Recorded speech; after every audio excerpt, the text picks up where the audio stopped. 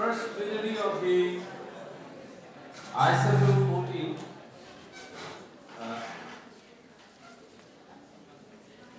The theme of the plenary discussion is partition experiences in South Asia, memory, literature, media. We have with us three of the most appropriate speakers or panelists that we could gather. On your right, you have Professor Anisuzzaman, one of the most well-known literary theorists as well as linguists of Bengali language and culture. He comes from Bangladesh, and he has been, if I am not wrong, at least twice displaced. First in 47, am I right? And then in 71, in the wake of the Bangladesh Independence Liberation War, again he had to be in exile in India. Then we have Ritu Menon. I am quite sure, again, a feminist theorist and a very well-known publisher. Indeed, she has been one of the pioneers of feminist publications in India and has written a book which has become a must-read for whoever wants to work on South Asian partitions, borders and boundaries. Ritu comes from Delhi and is a member of the Calcutta Research Group.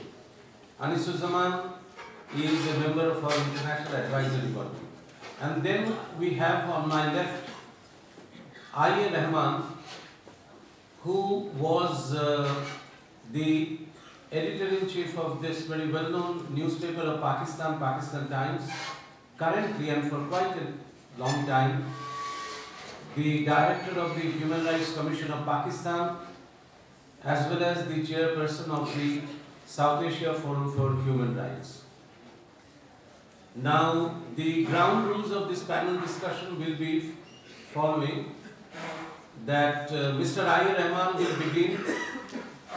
He will make a presentation for about 10 to 12 minutes, followed by Professor Anisuzzaman, again 10 to 12 minutes, and then Ritu Menon, maximum 12 minutes, but I would request them to restrict themselves to 10 minutes, so that then the entire discussion is thrown open to the public. Basically, I would also request the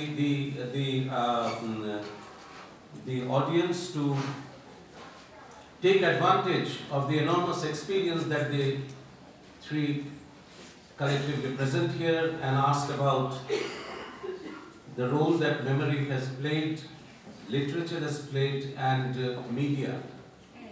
And we know very little of the way media worked in the partition times, and in the first decade of partition. It's only now that historians are slowly working on something that is crucial to our existence as South Asian citizens and people.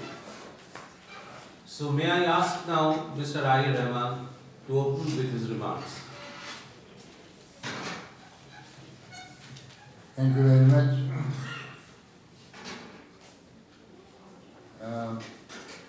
I was 17 when partition took place. Not a child, but not yet a grown-up person. Although I was studying at Muslim University, Aligarh. So that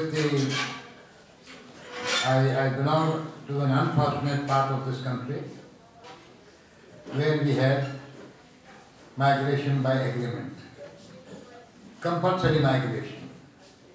The governments of India and Pakistan decided that Muslims living in eastern Punjab must go to West Punjab, and the non-Muslims living in West Punjab must come to eastern Punjab. So this was an agreement between the two governments. The people, even in those days, didn't matter. I do not know whether they have started mattering now, but in those days they didn't matter at all. I remember, my elders trying to find out as to what would be the fate of the people. Nobody knew. Nobody was prepared to answer. And our family had suffered in partition, My father lost his brother, about 8 or 10 nephews, nieces. Many women were affected. Some recovered, some not recovered. But that pain has passed. The pain that refused to pass or go away is the partitioning of people.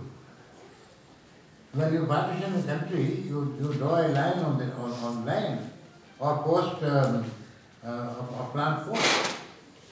But you divide people, you divide families.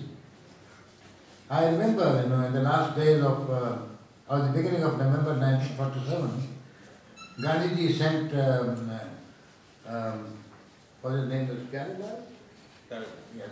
His former secretary, Carrilal, and one gentleman from Jamitul I think Rehman, or something. And they asked my father, how will you go and adjust in Pakistan? Because you can plant a small plant. You can't take a big tree and cut it in half and plant it there. We didn't want to. But that pain continues because we feel so many other people. I still have my relatives in Uttar Pradesh. Sometimes I meet them after 5 years or 10 years.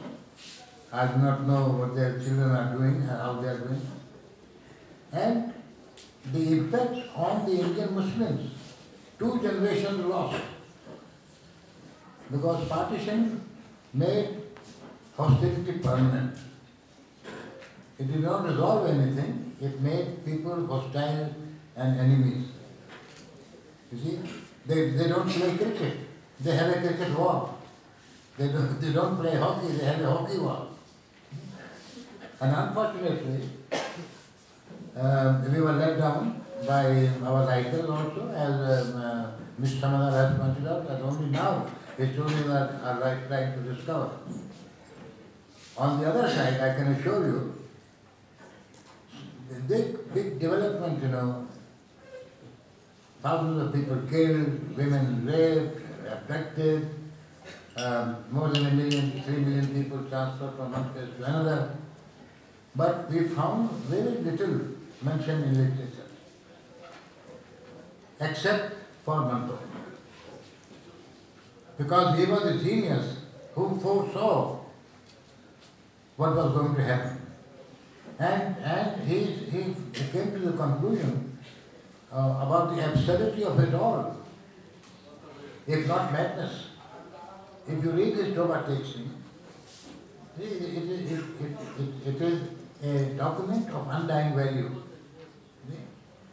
And also, in his short stories, in his features, in his reportages, he also, if you read The Dog of Tetwal,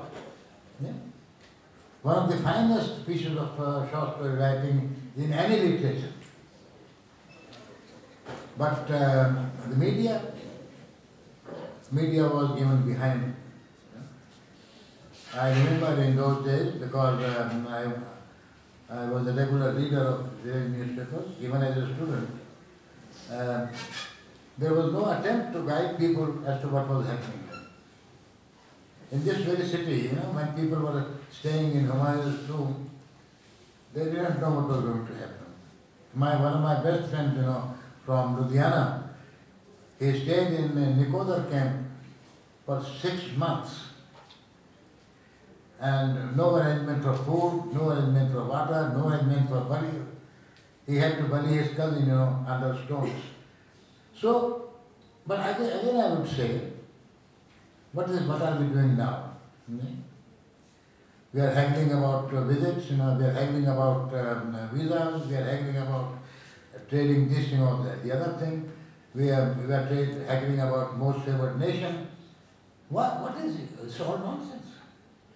Why can't we open the borders and have trade together and let people come and go and decide their own fate?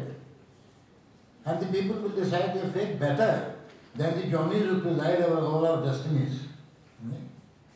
Because they still have some compassion left, they still have some degree of honesty left with them. They are earthy people, They have respect for their soil, they have respect for the fellow being. I remember when I was in primary school, I sat with Bihanilal all the 4 years, side by side, eating from the same plate, buying barfi with 1 anna that he used to get. So what happened? By 1942, things had changed. Things had changed, and our best friends had become our worst enemies. People who had been together for years and years, they came out to butcher one another. And it has persisted. It has persisted. People are hostile to one another, people can't see one another, people can't discuss things. So I think even now, it will take some time to purge our minds of the madness that we have nourished and the seeds of discontent that we have planted all over. So I think if we allow divided families, this is such a subject that one can go on and on, 2 years ago, Asma Jangir and I came to Amritsar to get a boy out of jail. About 11-year-old boy, he had just stepped into the train undetected and came and he was arrested and thrown in Hoshiarpur jail. He slept all the day. So he was arrested and detained. Fortunately, the magistrate was a kind-hearted gentleman. He said, there is no reason to detain him, but I can't release him. The law is such.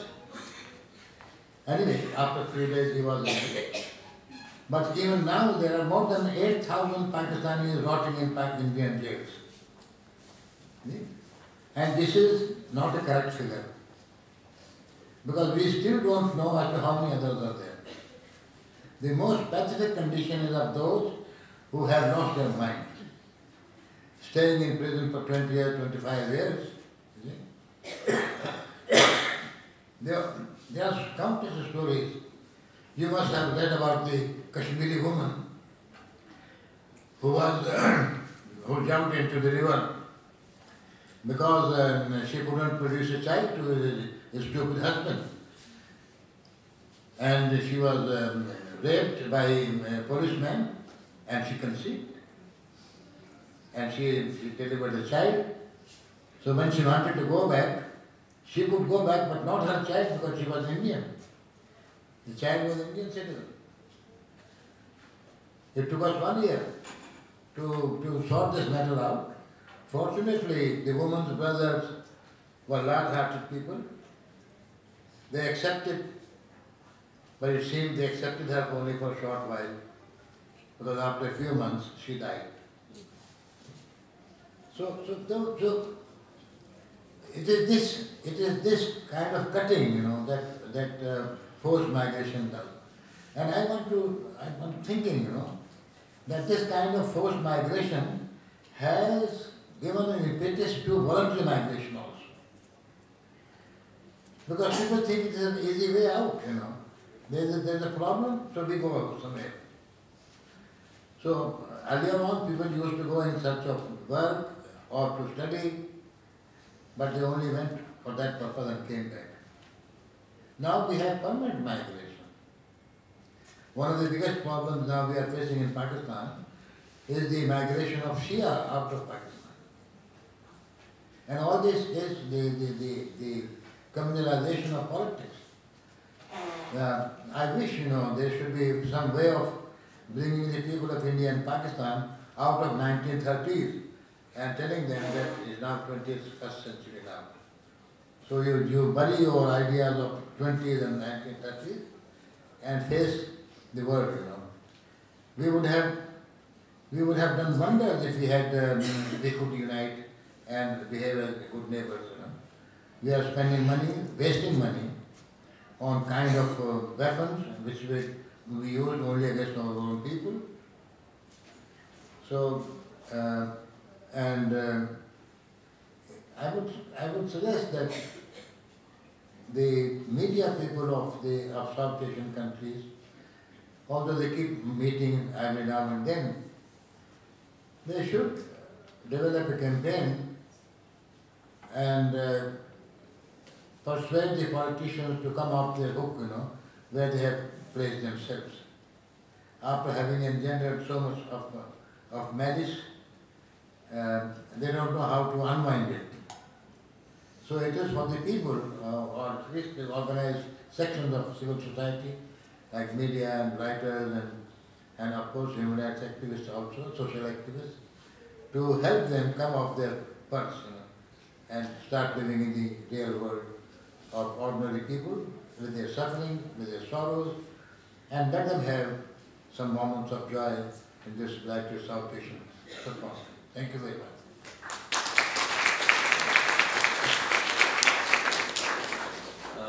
Before we pass on to Professor Anisuzzaman, it's just to mention that in West Bengal alone, one study says that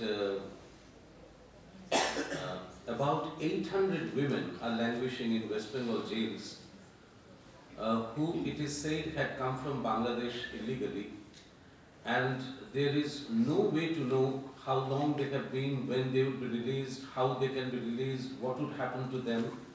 So you have listened to, some figures and some stories about Pakistan is rotting in Indian jails because of the border immigration, all that, and is the same with Bangladeshis or Indians in these two countries as well. Professor Anisuzzaman. Thank you.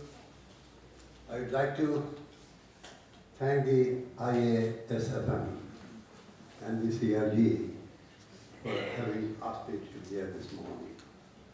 I'm afraid that my story is not going to be very exciting. I was born in this city and lived in the Park Circus area, which was predominantly populated by Muslims.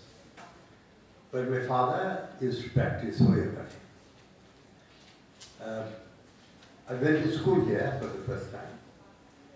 The school had fewer Hindu students, and one of them, Munish, lived very close to our home. But we used to call each other from the pavement without entering the homes. And once Munish came inside our house to bring a glass of water. Having drank it, he asked me not to tell anyone that he had drank water enough. I was bewildered and I asked one of my elder sisters to explain, which she did. And then I learned that customs prevented him from partaking food or drinks. Those were the days of Pakistan movement. My parents subscribed to that, and we, the young ones, were also enthused similarly. I said money for Jinafan. We didn't have the money to buy envelopes and write letters, so we used money order coupons to urge Gandhi to accept Pakistan. Then it was in 1946 February when the INA, when the trials of men and officers of the Indian National Army, Azad Hind Fauj, was going on. That a day was marked as Rashid Ali Day to ask for the release of Captain Rashid Ali, who was one of the officers of the INA. We boycotted our classes, joined the procession, went to the Wellington Square, which is now rather Wellington Square. There we learned that the police had opened fire and the tramways workers had decided to join the strike. So I returned by a tram, tried to give the fare with the pocket money I had. The conductor asked me if we were coming from the meeting, and when I said yes, he said, you don't have to pay the fare. So, only 6 months later, there was the direct action day, on the 16th of August 1946. My father took me to the meeting by a hackney carriage, parked it on the side, and we started listening to the deliberations from the carriage. Then somebody approached our hackney carriage and told my father that there were commotion in the city, we should better get back. We returned to Park Circus. By that time, lootings of Hindu shops had already started. The very next day, our milkman was beaten to death before our eyes, and the efforts by my father and two of our neighbors to save him were in vain. We saw another killing. The assassin passed by our house with his knife full of blood, shouting, "I have killed a Hindu." The Hindu members of the area were shifted to safer place by the police. The most prominent of them was Chobi Biswas, the actor. Some Muslim families had sheltered Hindu families, and when they were leaving, those who had given them shelter became the target of the ghouls. By that time, we were also receiving Muslims from other areas of the city, and in our home, some of our relations took shelter. So this, there was also rumor that the Sikhs were going to attack Park Circus. So brick bats and soda water bottles were placed on our rooftop so that in the event of an attack, we could give some resistance. In 1947, when the partition was about to take place, there was again rumors of an impending communal riots. So my father left us in Dessau a few days before, in the first week of August 1947, and brought us back after a couple of weeks. From Dessau, I brought a younger brother who was born there, and malaria. In the course of my sickness, I used to shout in delirium. The Sikhs were coming. As the partition became imminent, my parents were very worried. They wanted Pakistan, but they resented the partition of Bengal. And we found that most of our relations had gone to Pakistan. My sisters, their husbands opted for Pakistan, those who were in government service. And so my mother was insisting that we leave for Pakistan. My father blamed the Muslim League for the predicament, saying that the lawyer they engaged to argue at the Partition Commission, Mr. Wasim, didn't have enough knowledge of Bengal geography or demography, so he failed. Had the Muslim League engaged A.K. Fazlul, our home district, 24 Parganas would surely be a part of Pakistan. Even we could have it Calcutta. So, under those circumstances, my mother was pressing my father that the future of the two boys rests in Pakistan and we should move. Finally, my father was very reluctant. He was 50 at the time. He had lived in Kolkata for 40 years. That was his city. And Dhaka seemed to be a very far off place across the Padma. So he finally decided to go to Khulna, which was close to Calcutta. And in the event of the failure of Pakistan as a state, he could always come back. Anyway, so we boarded a train on the 14th of October 1947 for Khulna. The panic was so endemic that my father booked our tickets on an assumed name, which could be the name of a Muslim or the title being Moderator. And I was told again and again, not to call my father Abba, or to ask for pani, the Muslim Hafizul word for water. So I didn't ask for pani, but at a wrong moment I called my father Abba. And everyone at the train looked at him very inquiringly, and all were very quiet.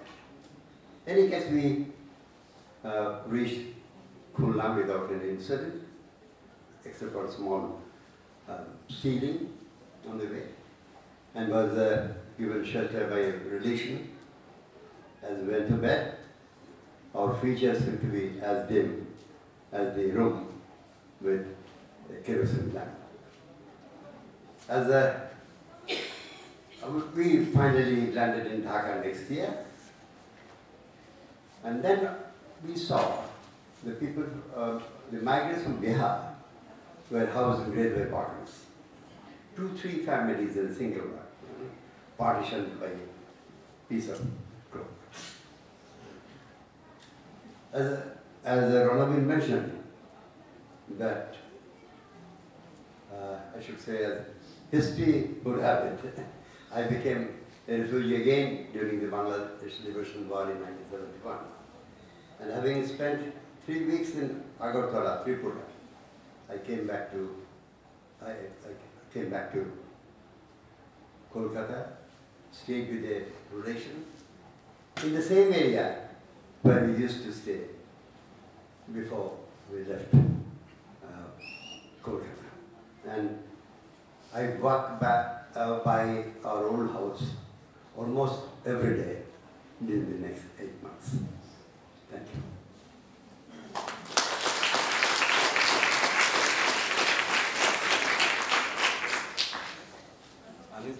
Majumdar could be a Tapashiri name also. So it was a perfectly safe title that you had chosen. Not only Hindu, but it was also those who know of the caste system in West Bengal.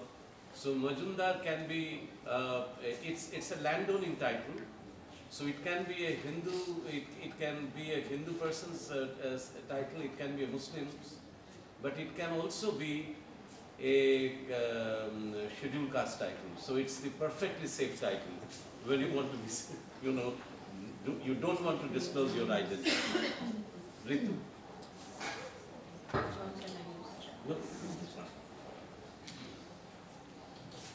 Thank you. Well, I'm going to be speaking about something quite different actually, because I don't have the kinds of memories that Rehman Sahib and Professor Anisuzzaman have spoken about, as I was one of Midnight's children. So I don't have any personal memory of partition, but of course that doesn't mean very much, as anyone who has worked on the partition of India knows. There is such a thing as family memory which never dies. And of course, the family that I belong to is a West Punjab, a Lahore family. So it was a family that moved, and moved lock, stock and barrel. Of course, with the intention of returning. My grandmother locked the house, left the key with a neighbor, like many, many, many others, and said, "I'll be back, just look after the grain in the store," she told the neighbor. Of course, she never went back. So that's not the subject of what I'm going to say today, and I'm afraid I took the literature part of it quite seriously. And when we were working on trying to rewrite a sort of feminist historiography of the partition, we found that one of the only sources that we could really use was literary texts, and that the literature of the time became a kind of social history that we could refer to, as most other accounts had to do with the political project of partition or the division of India, and had very little to do with of course, what we now call forced migration. So I've always wanted to do a feminist analysis of partition literature, but I haven't had the occasion, so I'm glad that you asked me to do so. What I want to talk about in this very brief time is 2 novels that were written by one of our most brilliant writers, a woman called Kuratulan Haider, who wrote two remarkable books. In fact, I think these are the only two literary texts on two partitions, 1947 and 1971. I've always wondered why 71 was never called the partition of Pakistan, because that's what it was in many ways. It was a war of liberation, of course, but it was also the next partition after 47. She's now dead. She was a writer who wrote in Urdu, and she wrote an extraordinary work called Al-Qadarya, the River of Fire, after the partition of India in 47. She wrote it 10 years after partition in 57, and it has become a classic of the time. It is referred to as her partition novel. In 1979, after the creation of Bangladesh, that is about 8 or 9 years after the creation of Bangladesh, she wrote about the Bengal partition, and that book was called Reshaped in Urdu, and it's called Fireflies in the Mist in English. She is, as I said, the only writer I know who has written on both events. That is, she has written on the West as well as on the East. She has written about 47 and she has written about 1971. What is remarkable about these two works is that they have a radically different take on partition from all the other partition literature that we are familiar with, which is of course about loss and dislocation and distress and pain and the trauma of displacement, but also the trauma of division. Now, partition is not the central motive of these novels, and this is why I think they are radically different. The central motive of the novels is the ephemeral nature of nationhood itself. She talks about the fact that the nation is an elusive entity. It can never be stable. How she does this is in a very remarkable way, and I cannot go into the two novels, but the first novel begins in BC and ends with the division of the country, which is to say she covers 2,500 years of the history of the land. And the second novel begins in Bengal of 1905, that is to say colonial Bengal, and ends with the creation of Bangladesh, which is to say she takes the 20th century history of Bengal as her subject. Now, the thing is that as far as she is concerned, memory does not inhere in individuals or in nations. Memory is civilizational, and it inheres in disjunctions, in time, in fluidity, in continuity and rupture, that is to say, in discontinuity and in continuity. And that is the thread that runs through the first work, which is, as I said, from BC to 1947. And she refers again and again to the fact that several such articulations of identity as religion, as philosophy, as communal, as gendered, as ethnic, are all subject to passing, which is to say there is no way by which a nation can define its identity in any such way. And that if the nation defines its identity in such a way, it is bound to be partitioned. Which is to say, if she were to write today, there would be a novel, and these two novels exemplify that. There is no conclusion in them.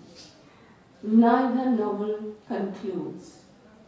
They are left where they are because the river of time will wash over whatever has happened, and they will continue to redefine and reinscribe their histories without attempting to fix the identity in any way. Now, I would say that in that sense, and of course I should mention here that the the main protagonists especially in the Bengal novel, are women. And of course, they go through the entire history of revolution and post-colonial, the first partition, the second partition, the third partition, and so on. And each of these is a temporary event. So what she does really in a very, I think in a very unique way, and certainly unusual for partition renderings in literature, is to decenter the masculinized patriarchal nation by introducing into it this element, two critical elements of hybridity and of flux. And I think that this is something that we need really to try and think about when we speak of a literary record of a traumatic event.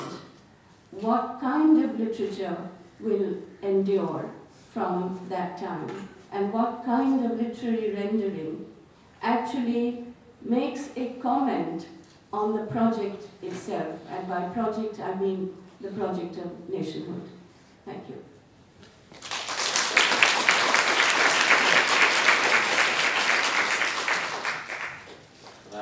I'm quite sure that friends here will agree that they have listened to short, tight, but extraordinary reflections on the theme of today's discussion.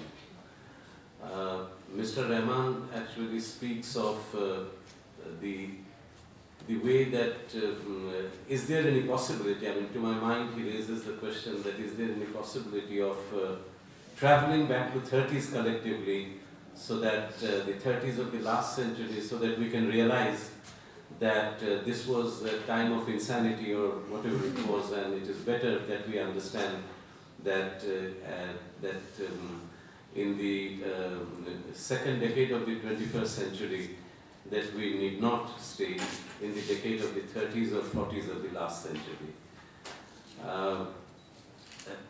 Professor Anisuzzaman, I wish to ask him, but I do not want to use my position to ask him that the room might have been dim, the prospects might have been dim, but at some point I would like to, you to tell us that after emigrating to East Bengal or East Pakistan, finally, what happened to the refugees?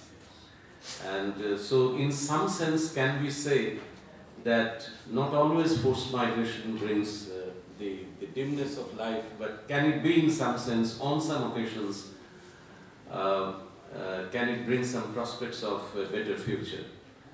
And I think Ritu continues but reinforces much more the historically contingent nature of whatever happens in the wake of partition, our memory, ourselves, the way we think of it, and what endures. And ironically, she suggests, and I think this is again a great theme for discussion, that what endures is something that is contingent upon certain circumstances, the way we look at it. Therefore, if you write on partition, it does not necessarily mean that that will endure. But if you can write on certain historical predicabilities or contingencies, maybe that there is something in it that may be elusive, but at the same time it passes the taste of time. And all in all, I think you would agree with me that we have had three short but sharp presentations on the contingent nature of forced migration and all the other historical things and events that emerge in its wake.